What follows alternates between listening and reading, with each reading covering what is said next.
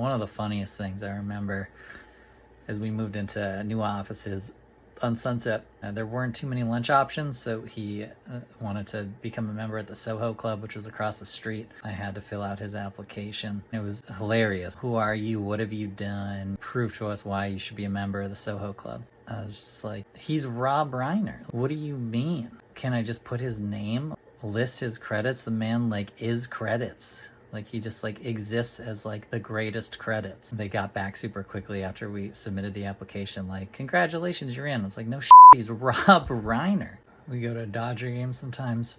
It's just, like, the sickest seats ever, just surrounded by, like, the biggest celebrities and agents, and then, you know, me, my, like, Toyota Corolla with manual windows and locks.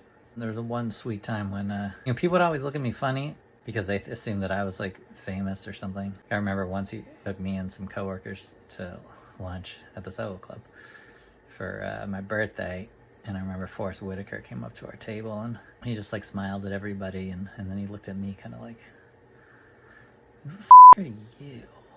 I remember one person who didn't know him that well, they asked if I was his kid at the Dodger game once, and he was just like, no, but he could be. And the way he said it was just, like, so genuinely nice, and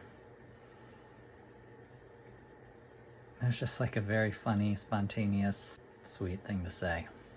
I just felt very respected. I'm having trouble processing it. You know, it was a long time ago, and I interacted with him every day. It's weird when you have that, you just remember that as the thing, as the constant, and you take that for granted. Thought I would share some just random memories to really help myself, but also just shed insight into the guy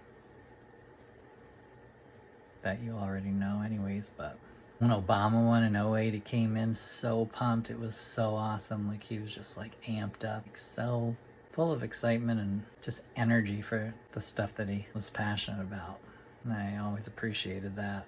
It was a funny office. It was an old bank, which makes sense because Castle Rock was basically a bank. I mean, it's like they just had so many hits. My office had, like, a little window. It was near the front door, so he would come in the door and I'd keep the window open so I could see. And it was sort of like a movie every time, you know. It was like he'd just drift in and be like, hey, Charlie, how's it going? I head to his office. I'm trying to go to sleep and close my eyes. I see that. For some reason, I keep seeing that window.